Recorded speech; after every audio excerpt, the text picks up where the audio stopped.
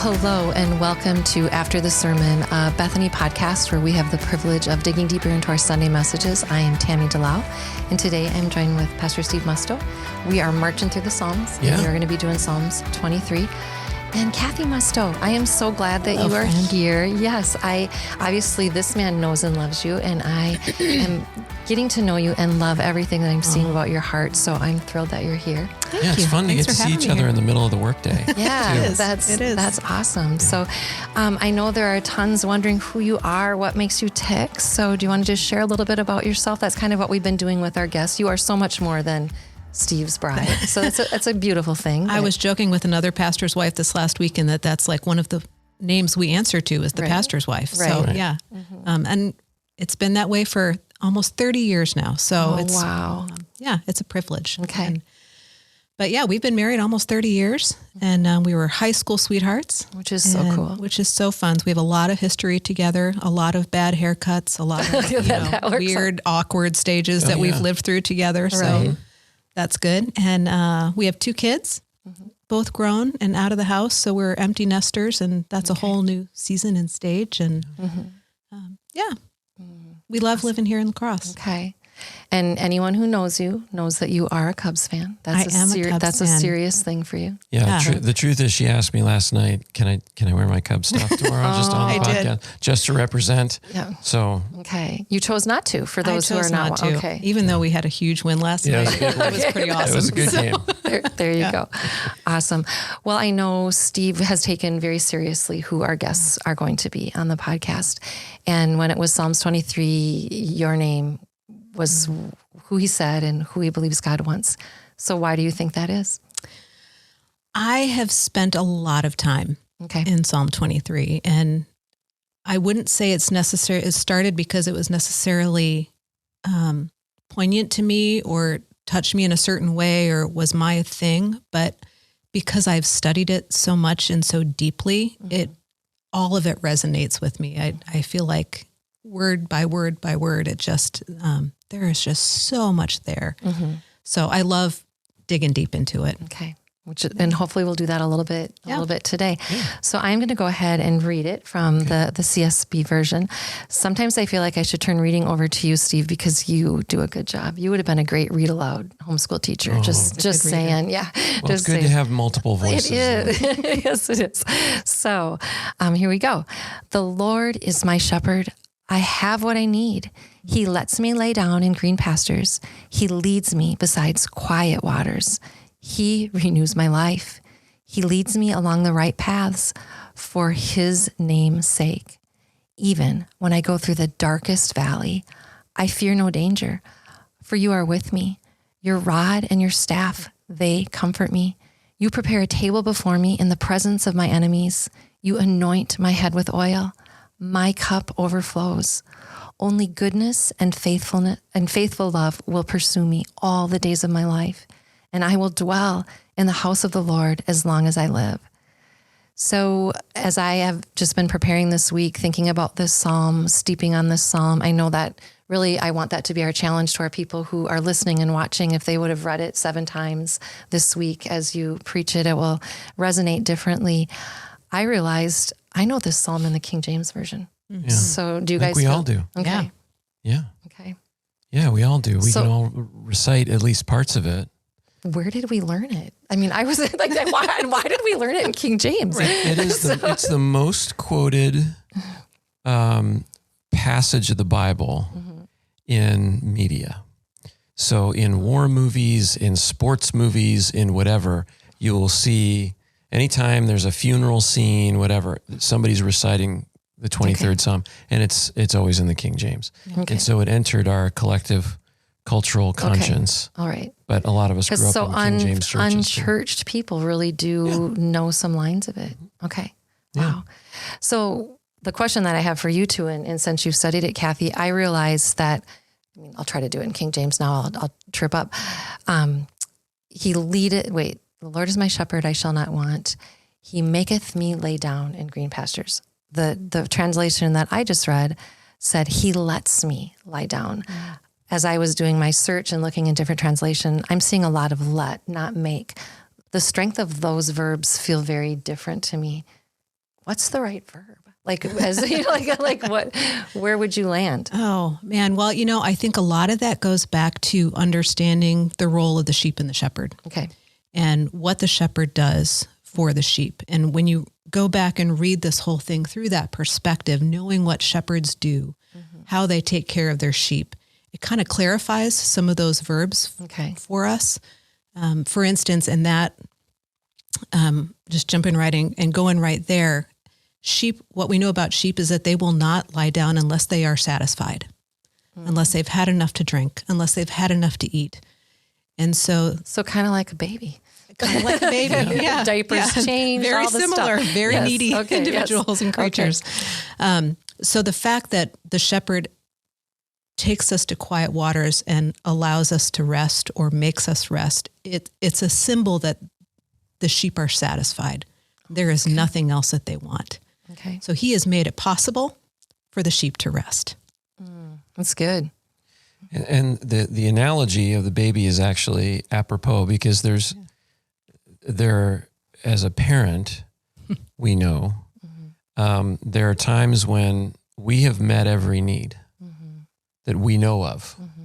And there's sort of like, well, it'll cry himself out. Right.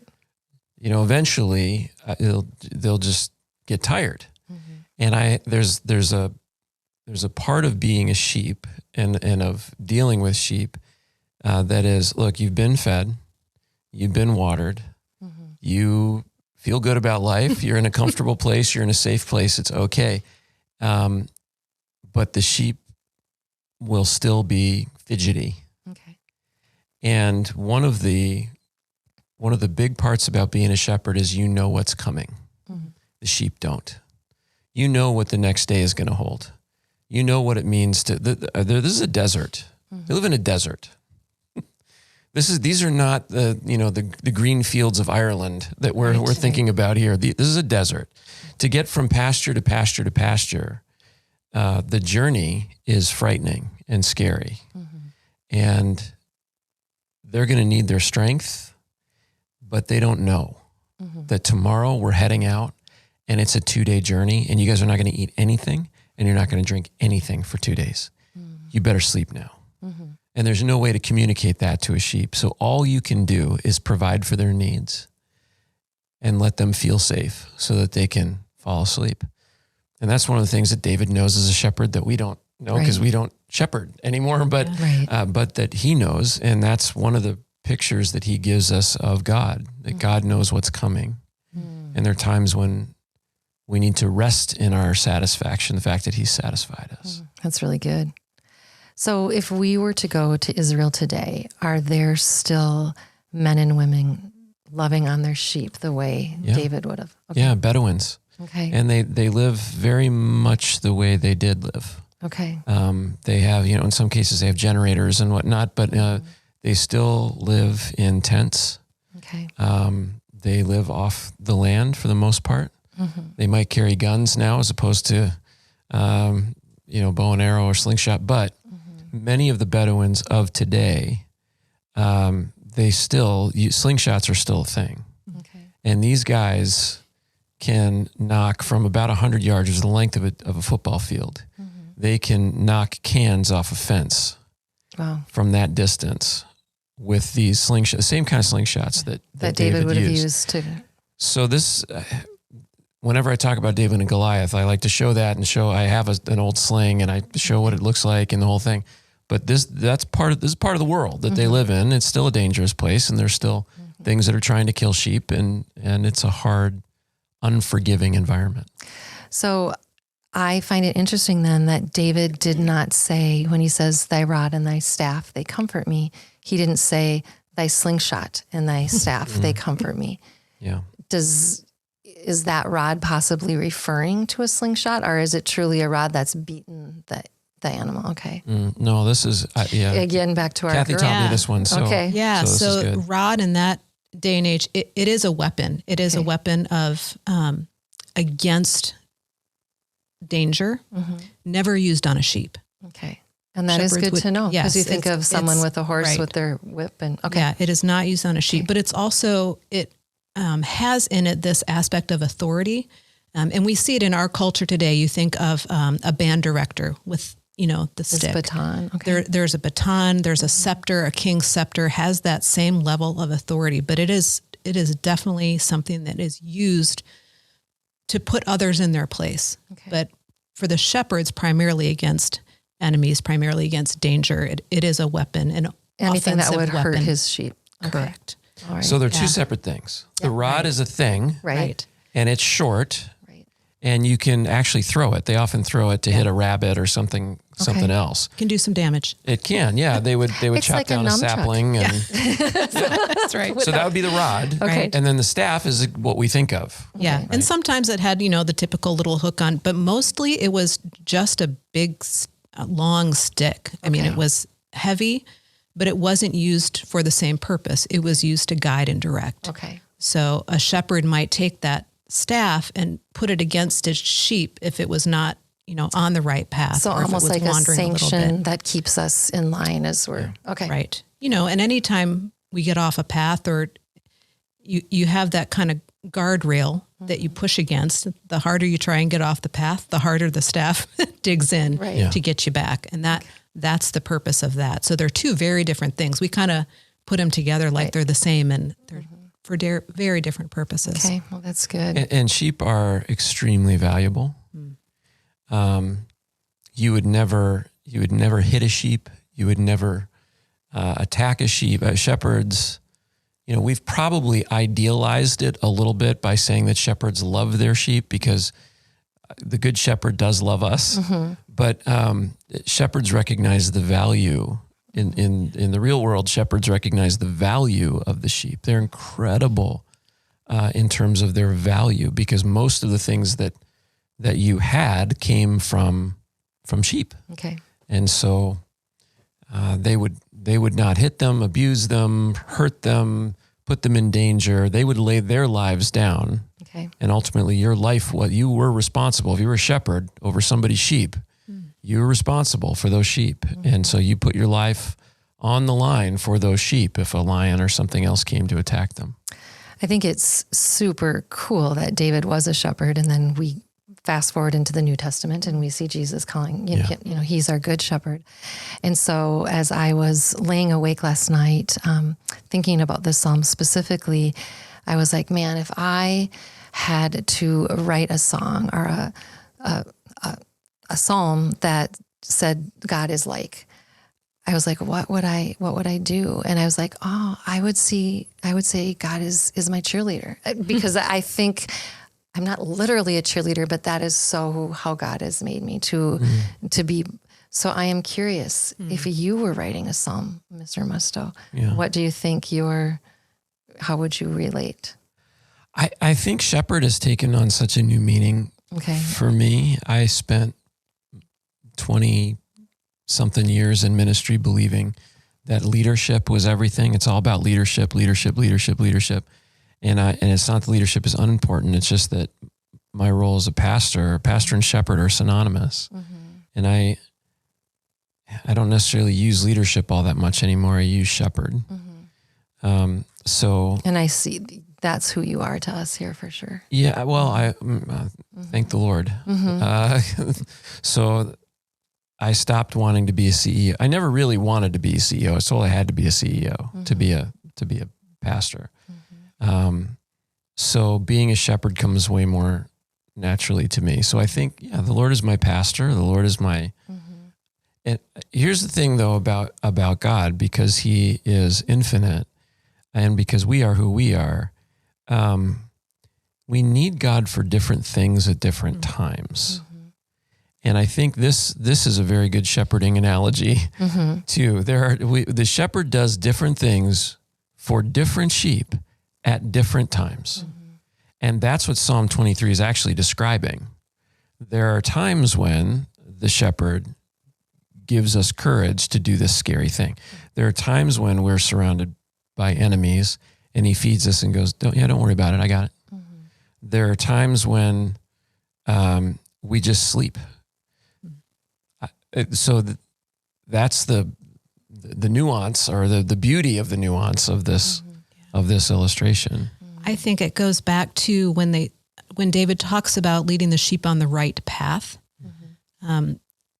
that phrase is so rich in this psalm, because when you look at some of the worn sheep paths in that culture, you'll look up at a hillside and you'll see all of these almost like parallel paths going up a hillside like steps.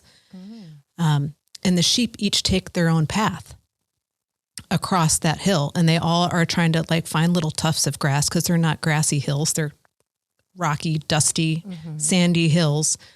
So they're finding little bits and pieces along the way, but they each have their own path along the way.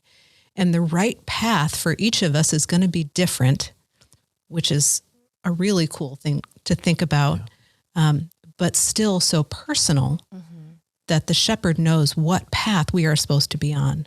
And they're all getting to the same place. They're all getting to the same place. So not like ants that you see marching line by line. Correct. Oh, that's really they good, don't go Cathy. on a line. Yeah, that's amazing. Okay. Yeah. Unless we get to the dark places. Okay. Yeah. Well, and I would love to talk about that, because the one thing that I did notice as I'm reading is David is talking about the Lord and talking very positively. And then as soon as he gets to the dark places, he starts talking to the Lord. And I think so often that's our journey is we have a lot of high and lofty thoughts, but we start talking to him in the darkness. Yeah. So the thing about the dark places, however, if you go back and, we've already said we know this psalm so well, and we know it so well that we miss things. Yep.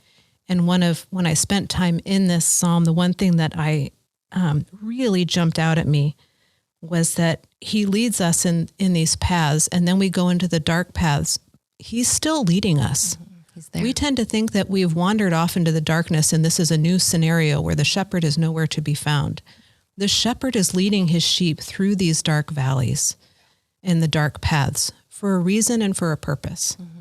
Now, that's not always the case when we experience bad things and bad circumstances. And Steve talked a little bit in last week's sermon. Sometimes it's our own doing. When we get in, We've wandered away. we have wandered away. But in this scenario, the shepherd has led his sheep through this dark valley into the danger, into the darkness, for his name's sake. He's got a purpose, and he's not going to take us there and leave us there. He's taking us for a purpose to get to the other side, to where we can find more pasture, to where we can find more quiet water. There is a purpose along the way. And we tend to think we get into these dark places and, oh no, I've got to get out. I've made a wrong turn somewhere. Yeah. Forgetting that the shepherd is there. He's the one marching us through. And if that is somehow in our DNA, in our theology, when those dark places happen, I think they're maybe not as dark as they would be otherwise. So there's hope in those places. Yeah. Well, it's the comfort piece, knowing that the shepherd is with you. He's not only with you, but he has his rod and his staff. He's going to fight for you. He's not leaving you there on your own. It's a place of safety. Not a place of danger. It's just not comfortable. Right.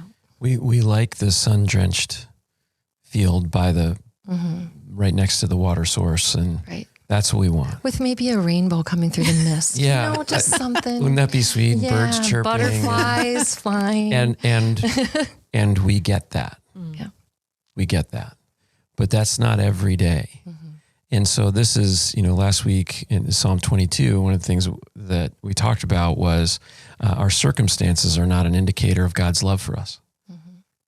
Just because we're going through a tough circumstance, well, God has abandoned me. No, he hasn't. No, he's here. He's still leading. It's dark. We can't see as well as we'd like. So it takes more reliance on the shepherd. But again, this is not a surprise to him. He's chosen this path for a reason. We can trust him. If we could trust him in the light, we can trust him in the darkness. And this is really the disequilibrium for us comes in our circumstance. When our circumstance changes, or when we don't have the circumstance we want, or we feel like, man, this is a long, dark valley. Can I trust who is leading me? yes, you can.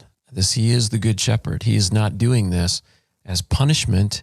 He is doing this, if we are walking with him, he's doing this for a reason. And whatever's on the other side is magnificent. We had a time we've had a few of these, but fairly recently we had a time in ministry where it went on for a couple of years where it was like things were just so hard on so many levels and everything. There was personal stuff. There was a ton of ministry drama.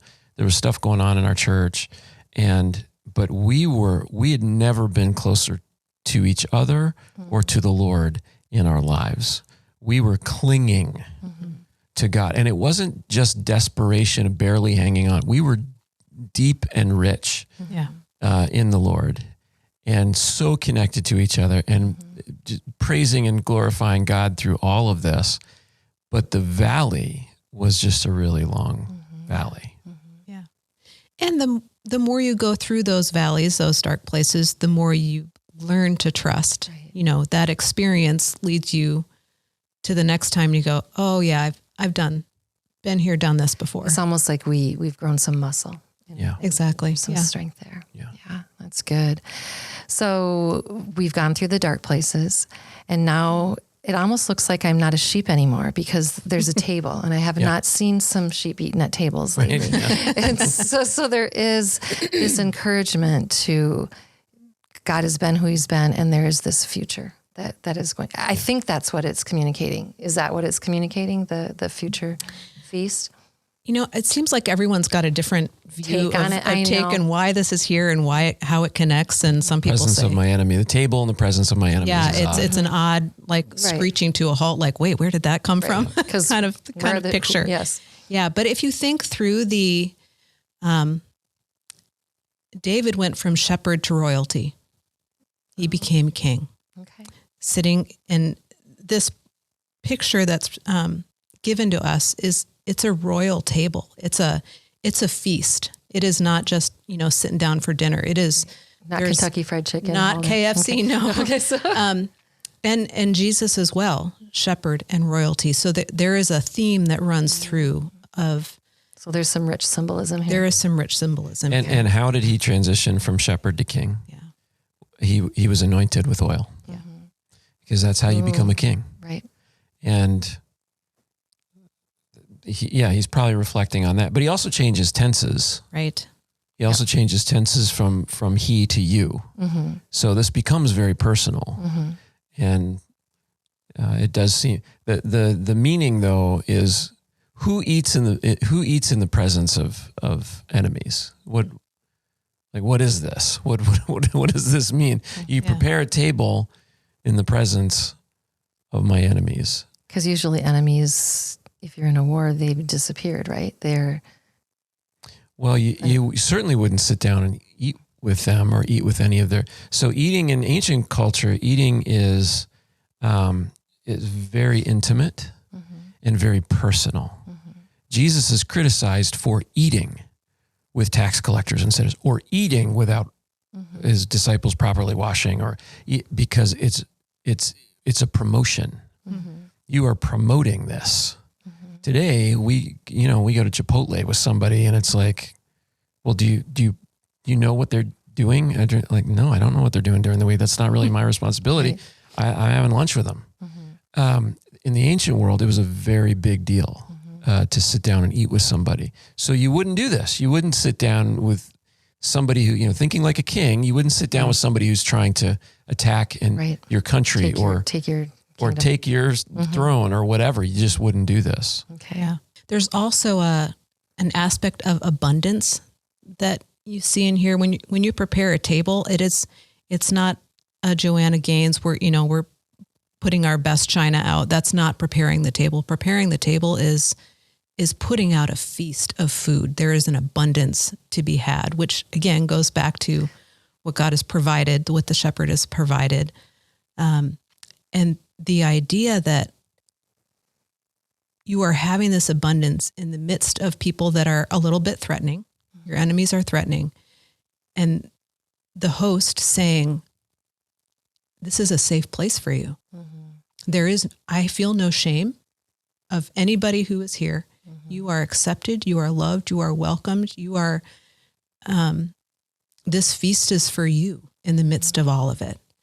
So there's that tenderness again of providing and having a safe place, that parallels so well with the first half. That's so interesting because I think of, we were all just at a wedding. And so when I see feast, I think of that. And I think of lanterns and arches and china and all this stuff and the forks and, so. Wow. Yeah. And what do you, at most of the time at a wedding reception, there are multiple tables. And really what you wanted, if you know people at the wedding, you have this like, oh, I want to go sit with them. Yeah. I want to go sit with my friends over there. Like, oh, it'd be fun to sit together. You don't want to sit with your enemies. You don't want to sit with people you don't even know. Right. And so, this is a big table. Okay. And this is an interesting picture. Another possibility is that David is describing that the meal is only for him, and the enemies are standing around, knocking their swords against their shields, waiting to get to him, because you're vulnerable. You don't eat in a chair; you eat lying down. And so you're vulnerable. But who's in charge? Well, God's in charge. He's the good shepherd. Nobody is getting near David. My son is eating right now. He's enjoying a feast right now. Don't mess with him. Don't mess with him. And nobody would dare cross the line. Okay. Because God is a mighty warrior. So there's that possibility that that's the imagery, or that's the picture as well. Okay. So as we have gone through and I've said what jumped out to me, is there anything in your study and they're like, oh man, Tam, we missed a line. I want to. The whole thing goes back to verse 1. Okay. And for me personally, it's I lack for nothing. And can I really say that honestly? That's a hard thing to say of our God, that, he has given me everything I need. I don't live that way. I'm always, if I could have a little bit more of this or a little bit less of that, or, whether it's possessions or looks or, whatever it is, we kind of always live in this constant state of dissatisfaction. And to be a sheep that wants for nothing, that has everything I need, man, I mean, you could sit in that for forever. Yep. Well, and interesting, because if we go back to that King James version, when I see the word want, then it's like it becomes my desires, and that's not what it's implying. No. It's implying our needs. Yeah. So that's good. I find it interesting that David says, the Lord is my shepherd, and it becomes very personal. And when Jesus teaches us to pray, it is our Father. And I don't know why there's something there. I don't know what it is, but so I find myself dwelling there and wondering. Yeah. But I think it's both and. We need to see us as one another, but there also is this intimate, he's my shepherd. Yeah. So that's good. The satisfaction piece for us is such a big deal because of the culture that we live in, the world that we live in. We're surrounded by much. And Cathy and I have been looking at, we're going to have to fly somewhere soon. And, we're looking at flights. And when you look at flights, you look for the cheapest flight. Like we don't have like family members or anything that work for an airline. So we don't have any loyalty. You don't have miles logged. We care less. Like who's going to get us there cheaper? And so we choose, most often we have this like basic economy option. And the basic economy option is kind of like, we'll give you some goggles and you can go sit on the wing, hold on tight. Fly with the clothes on your back, and that's it. That's about it. And so there's this, then when you see that there are all these different, then there's like regular economy. Right. And there's like, whoa, man, in regular economy, they will sit, they will sit together. Legs. Yeah, really. Like I don't know, we're probably not going to get to sit together, but you get to sit together. You're not the last ones on the plane. You're not sitting in the very last row. Hey, that's like, you start thinking about that stuff. This morning, I read a news story about how the private plane industry has just exploded. Really? With people who are trying to fly private, wanting to fly private jets. And so these celebrities who are telling us that we've got to cut down on our carbon emissions own 1, 2, 3 planes. Okay. Just personally. Well, okay. It's ridiculous. And one of the quotes from the celebrities was, "I can't fly commercial anymore. Once you've flown private, first class is garbage." Wow. And I'm like, first class? I've never been there. Unbelievable, And the bar gets reset for us in our world, in our culture. We set our sights so high, and then we grow disenchanted. And so discontent. Because I can open this device at any time and get on Amazon and look at all the things I don't have. I mean, do you remember, I think you guys are old enough, you've got mail and the noise and the waiting and the waiting. Yeah. I was working on something with Sherry yesterday, and the computer was taking too long to load as far as I was concerned. And so it was just like, wow. Yeah. So, we need to do a check often, a heart check off. If we are not walking closely with the shepherd, we're going to be off somewhere else, looking for satisfaction somewhere else. And this is we are going to be drinking from a stagnant water source somewhere, because we're going to need water, and we're going to be off on our own. We're going to go, this is fine. Right. That's what sheep do. That's what sheep do. That's exactly right. Well, somebody else is drinking from it. It must be good. Okay. And so I'm going to go over, and the shepherd knows, you don't want to drink from that. But if we're not listening to the shepherd, what's the point? I know you and I were joking this week, even about God chose to call us sheep. Yeah. And so you don't really like being a sheep. Who wants to be a sheep? I don't want to be a sheep. I'm okay with it because I say little lambs, that somehow that works for me. So I'm just staying a baby. I don't want to be a little lamb. You don't want to be a little No, sheep are defenseless. Musto, what do you want to be? I mean, if I have to be an animal, I want to be a horse. Okay. Horses get to do that. A stallion. I just want to do that. And they're fast, and they can kick really hard. And I wonder what John Schaller thinks about horses. I think he calls them hay burners or something. Yeah, probably. He is for those who have no idea who he is, he is a dairy farmer. Dairy farmer here, Yes. in our church. But the idea of being sheep is not an appealing. We see it as cute. I don't think Mary had a little lamb. I don't think we're necessarily supposed to see it as cute. And this goes back. It's not a compliment. It is not a compliment. Okay. No. That's right. So then you can be offended by it then. Well, not offended, but we should understand our place. Yeah. Yeah, being a sheep is not a good thing. Okay. But here we are, 3 sheep. And yet here we are. Yeah. 3 sheep sitting here.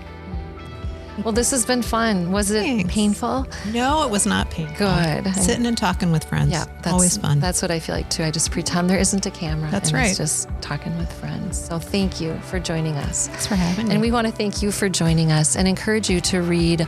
Now I forgot what Psalm it is. I think it's 27. 27. Read next week. Psalm 27 for next week. And Michael Anderson will be joining us. Thank you. Bye-bye.